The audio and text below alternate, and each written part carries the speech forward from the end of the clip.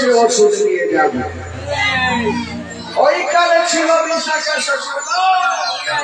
ভাই শোনো, তুমি ওষুধ বিক্রয় করছো মানুষকে সুস্থ করার জন্য, আচ্ছা তুমি মরা মানুষ বাঁচাতে পারবে?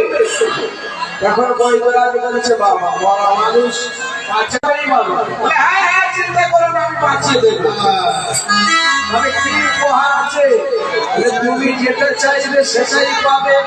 তখন বলছে আমার তো একটা বাসনা, এই রাধারানীর আজকে কলঙ্ক মোচন করাবো, এই সুযোগটা পেয়েছি। সেই সুযোগ পেতে বৈদ্যরাজ বলছে ঠিক আছে চলো যাওয়া।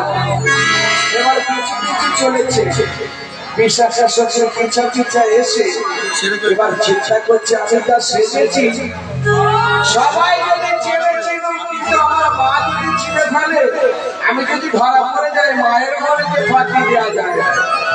প্রথমে গিয়ে যখনই মাকে প্রণাম করবে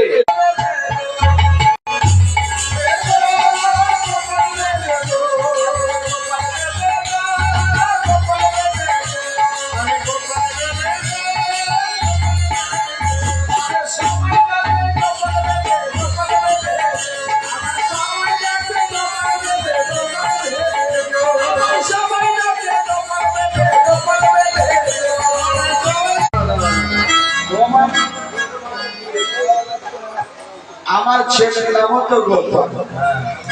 আমার ছেলের নামও গোপাল, আমার নামও গোপাল। আচ্ছা বাবা, বাবা নাম কি? হচ্ছে আমার বাবা নাম বলে নন্দবেদে।